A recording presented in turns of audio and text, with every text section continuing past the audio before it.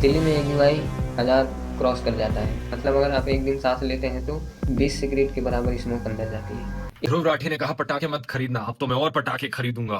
मैंने पहले 5,000 का बजट रखा था, अब तो मैं 10,000 के पटाखे खरीदूंगा। आज हम बात करेंगे उस डार्क रियलिटी की जिसे हम हर दिन सांस के सांस ले रहे हैं। दिवाली में हर साल AQI एक पीक पकड़ लेता है। फायर क्रैकर्स जिसका इम्पैक्ट इतना भयानक है कि दिवाली के बाद AQI लेवल्स 1000 पार कर जाता है। एयर पोल्यूशन एक साइलेंट किलर है। ये वीडियो उन प्रोमिसेस के बारे में भी है जो इलेक्शन के बाद हवा में उड़ा दिए जाते हैं, लिटरली हवा में। सिटीजन होने के नाते लोगों का फर्ज बनता है कि फायर क्रैकर ना जलाकर AQI लेवल को बढ़ने से रोका जा सकता है, पर लोगों ने क्या किया? दीपावली पर बहुत सावधानी रखें और ज्ञान ना पेलें। दूसरे मजहब के लोगों से हमारा यही है कि पटाखों पे अपना ज्ञान ना पेलें। क्या हुआ? AQI 2000 से पार चला गया। इंडिया में हर चीज़ महंगी होती जा रही है। पेट्रोल, डीजल, आलू, प्याज, दाल, चावल, स्कूल की फीस, कॉलेज की फीस और अब साफ हवा भी। यस, कंग्रेचुलेसन, हम दुनिया के सबसे पोल्यूटेड देश बन चुके हैं। जो चीज़ कभी फ्री में मिलती थी अब उसके लिए भी एयर प्यूरीफायर और N95 मार्क्स लेना पड़ता है। पर सरकार का कहना है all is well. Everything is fine, सब चंगासी। हमने तो स्वच्छ भारत अभियान शुरू किया था, पर यह हवा कैसे गंदी हो गई। आज हम बात करेंगे उस डार्क रियलिटी की जिसे हम हर दिन सांस के साथ ले रहे हैं। एयर पोल्यूशन एक साइलेंट किलर है। ये वीडियो उन प्रोमिसेस के बारे में भी है जो इलेक्शन के बाद हवा में उड़ा दिए जाते हैं, लिटरली हवा में। IQA एयर के 2024 की रिपोर्ट के मुताबिक दुनिया के टॉप 10 पोल्यूटेड सिटी में से 7 सिटी सिर्फ इंडिया की हैं। नोएडा, गाजियाबाद, दिल्ली ये इट्स स्टेट्स पोल्यूटेड सिटी के लिस्ट में टॉपर हैं। दिल्ली जो देश का कैपिटल है, नोएडा जो देश का मॉडर्न सिटी है। ये हालत है हमारे टॉप सिटीज़ का। मैं आपको एक कहानी सुनाता हूँ, एक लड़की की स्टोरी, जय की। जय का जन्म होता है मध्य प्रदेश के एक लोअर मिडिल क्लास फैमिली में। जय के फादर एक मैकेनिक हैं और माँ हाउस वाइफ। जय अपने पेरेंट्स का सिंगल चाइल्ड है। उसके माता पिता का एक ही गोल होता है कि जय को जितनी अच्छी हो सके उतनी अच्छे से पढ़ाना, जो कि बाद में चलकर एक अच्छी नौकरी ले सके और एक अच्छी लाइफ जी सके। जय 12th पास करता है, ग्रेजुएशन करता है और उसके बाद उसे एक कंपनी में जॉब मिल जाती है। उसकी सैलरी कुछ ज़्यादा नहीं, करीब 25,000 थी। जय मध्य प्रदेश से दिल्ली शिफ्ट होता है और काम शुरू कर देता है। धीरे धीरे करीब 1 साल गुजर जाते हैं। फिर जय पे एक ऐसा कहर आता है जिसे जय ने कभी एक्सपेक्ट भी नहीं किया होगा। दरअसल जय के दिल्ली आने के 8-9 महीने बाद जय को खांसी आनी शुरू हो गई। धीरे धीरे बीमारी और भी गंभीर होती चली गई। फेफड़े में दर्द शुरू हो गई, नाक से खून भी कभी कभी आ जाता। और इन सब चीज़ों को देखते हुए जय एक हॉस्पिटल में अपना चेकअप कराता है और फिर जो उसे पता चला, उसके पैरों तले ज़मीन खिसक गई। उसके लंग में कैंसर हो गया था, फर्स्ट स्टेज कैंसर। जय डॉक्टर से पूछता है ऐसा कैसा हो सकता है, मैं तो स्मोक भी नहीं करता। डॉक्टर बताते हैं स्मोक की वजह से नहीं, ख़राब एयर पोल्यूशन की वजह से हुआ है।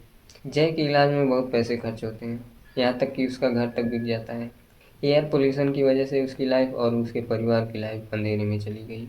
दिल्ली में AQI 1000 क्रॉस कर जाता है। मतलब अगर आप एक दिन सांस लेते हैं तो 20 सिगरेट के बराबर स्मोक अंदर जाती है। तो मान लीजिए एक नॉर्मल इंसान जिसे लगता है कि वह स्मोक नहीं करता, वो भी करीब 90-20 सिगरेट पीता है। और इसका इम्पैक्ट कितना भयानक है ये अभी आपने जय की कहानी में देखा ही है। हर साल नवंबर और दिसंबर में दिल्ली और नॉर्थ इंडिया एक गैस चैम्बर बन जाता है। अब सवाल ये उठता है कि हवा इतनी जहरीली क्यों है। हम कुछ चीज़ों पर फोकस करेंगे। पहला, इतना एयर पोल्यूशन क्यों हो रहा है, असल में क्या कारण है जिसे गवर्नमेंट सॉल्व नहीं कर पा रहा है। दूसरा, गवर्नमेंट के पॉलिसी और उनके जुमलों के बारे में डिटेल में डिस्कस करेंगे। तीसरा, ये जानेंगे कि इसका इम्पैक्ट क्या पड़ रहा है एक आम आदमी पे, देश पे और देश के इकोनॉमी पे। चौथा, कुछ दूसरे देशों से, चाइना, यूरोप, US से जानने की कोशिश करेंगे कि किस तरह इन देशों ने एयर पोल्यूशन को टैकल किया। गाड़ियाँ तो इन देशों में भी चलता है, फैक्ट्री भी इन देशों में ज़्यादा है, फिर भी इनका एयर क्वालिटी इंडेक्स हमसे अच्छा है। पाँचवा, सॉल्यूशन, क्या किया जा सकता है असल में जिससे एयर क्वालिटी इंडेक्स बढ़िया हो सके। इंडिया में 30 करोड़ से ज़्यादा व्हीकल्स हैं और हर साल करीब 10 मिलियन नए गाड़ियाँ रजिस्टर होती हैं। इंजन पुराने, फ्यूल खराब क्वालिटी के और एमिशन नॉर्म तो भगवान भरोसे है। और इन सब का क्या रिजल्ट निकलता है? रोड्स पे ट्रैफिक और लंग्स में कार्बन मोनोऑक्साइड बढ़ रहा है। एक गांव के जस्ट पास में एक फैक्ट्री खुली। फैक्ट्री की चिमनी से काला धुआं निकलता था। धुआं हवा में फैलता, बच्चों के फेफड़ों में घुसता, जिससे बच्चे खांसते, उनकी आंखें जलने लगती। फैक्ट्री कोयला जलाते थे। कोयला जलाने से गर्मी, गंदी गैसें निकलती थी, जैसे NOx जो सांस की बीमारी लाती है, SO2 जो बारिश के पानी को भी खट्टा कर देती है। फैक्ट्री में लोहा पिघलाते थे, धातु की भाप उड़ती थी, धूल के कण हवा में मिल जाती। एक कण इतने छोटे होते हैं कि नाक भी नहीं रोक पाती और ये सीधे दिल तक पहुंचती हैं, जिससे भयानक बीमारियां होती हैं लोगों को, बच्चों को। हरियाणा पंजाब के किसानों को हर साल विलेन बना दिया जाता है, पर उनको कोई सस्टेनेबल सोल्यूशन नहीं दिया जाता। गवर्नमेंट उनसे कह देती है कि पराली मत जलाओ। जब सब्सिडी, मशीन और कंपनसेशन की बात आती है तो उन्हें नहीं मिलता। क्या करेंगे लोग? दिवाली में हर साल AQI एक पीक पकड़ लेता है। फायर क्रैकर्स जिसका इम्पैक्ट इतना भयानक है कि दिवाली के बाद AQI लेवल्स 1000 पार कर जाता है। पूरा नॉर्थ इंडिया एक गैस चैम्बर बन जाता है। एक ऐसी चीज़ जिसे रोका जा सकता है। सिटीजन होने के नाते लोगों का फर्ज बनता है कि फायर क्रैकर ना जलाकर AQI लेवल को बढ़ने से रोका जा सकता था, पर लोगों ने क्या किया? दीपावली पर बहुत सावधानी रखें और ज्ञान ना पेलें। दूसरे मजहब के लोगों से हमारा यही है कि पटाखों पे अपना ज्ञान ना पेलें। क्या हुआ? AQI 2000 से पार चला गया है। ध्रुव राठी ने कहा पटाखे मत खरीदना, अब तो मैं और पटाखे खरीदूंगा। मैंने पहले 5,000 का बजट रखा था, अब तो मैं 10,000 के पटाखे खरीदूंगी। ये इतना भयानक है कि हमारे इस पूरे धरती का इतिहास का जो सबसे गंदा एयर पोल्यूशन नंबर है वो है 2500। ये अपने ही पड़ोसी देश पाकिस्तान में हुआ था 2024 पाकिस्तान स्मोक इवेंट में। तो टॉप 1 रिकॉर्ड के बाद जो सेकंड नंबर है वो है इस साल के दिवाली का इंडिया का दिल्ली NCR का एयर पोल्यूशन। इस साल नई दिल्ली का पोल्यूशन कुछ समय के लिए 2000 पार चला गया था और सच में दिल्ली एक गैस चैम्बर बन गया था। एक रिपोर्ट के मुताबिक इंडिया को एयर पोल्यूशन की वजह से GDP का 1.4% लॉस होता है, क्योंकि लोग बीमार रहते हैं, प्रोडक्टिविटी गिरती है और हेल्थ केयर कॉस्ट भी बढ़ता है। यूनिवर्सिटी ऑफ शिकागो के energy policy institute epic India में एवरेज लाइफ एक्सपेक्टेंसी 5 साल कम हो जाती है सिर्फ एयर पोल्यूशन की वजह से। दिल्ली के लोगों के लिए ये फिगर 11 साल तक है। तो अगर कोई आदमी जो 70 साल जीने वाला था उसकी मौत 5 साल पहले ही हो जाएगी। एवरी विंटर हॉस्पिटल्स में पेशेंट्स का फ्लड आ जाता है हॉस्पिटल्स में। डॉक्टर्स बोलते हैं ये सिचुएशन एक पैंडमिक जैसी है, पर गवर्नमेंट कहती है कि सब कंट्रोल में है। रिसर्च दिखाती है कि पोल्यूटेड सिटी में डिप्रेशन, एंजाइटी ज़्यादा होती है, क्योंकि कॉन्स्टेंट एक्सपोजर से ब्रेन में इन्फ्लेमेशन बढ़ता है और बॉडी फटीग मोड में चला जाता है। एयर पोल्यूशन कोई एब्स्ट्रैक्ट नहीं है, ये हम सब के घर में, हमारे लंग्स में और बच्चों के भविष्य में घुस चुका है। क्वेश्चन ये नहीं है कि हम मर रहे हैं, क्वेश्चन ये है कि कितने धीरे धीरे मर रहे हैं और किसकी वजह से। कई सारे लोग एक्सक्यूज देते हैं पोल्यूशन हर जगह है, लेकिन रियलिटी ये है कि दुनिया में कई ऐसे देश हैं जो अपनी हवा साफ कर चुके हैं और हम अभी भी ब्लेम गेम खेल रहे हैं। चाइना, जहां सरकार ने एक्शन लिया, 2013 में बीजिंग को एयर एपोक्लिप्स कहा गया था। AQI 600 तक पहुंच गया था। लोग जहरीली गैस मास्क पहनकर ऑफिस जाते थे। फिर चाइना ने क्या किया? एक 10 ईयर प्लान लॉन्च किया, real time monitoring, strict fine और इंडस्ट्रीज का रीलोकेशन, और 10 साल में ही 2013 से 2023 में बीजिंग का PM 2.5 लेवल 60% तक कम हो गया। 1970 में USA में भी सिचुएशन खराब थी। लॉस एंजलिस एक गैस चैम्बर बन गया था। तब उन्होंने क्लीन एयर एक्ट बनाया, इसमें स्ट्रिक्ट एमिशन स्टैंडर्ड और अकाउंटेबिलिटी सिस्टम रखा गया। EPA मॉनिटरिंग सेटअप किया गया और जो वायलेट करे उस पर फाइन और शटडाउन दोनों लगाया जाता था।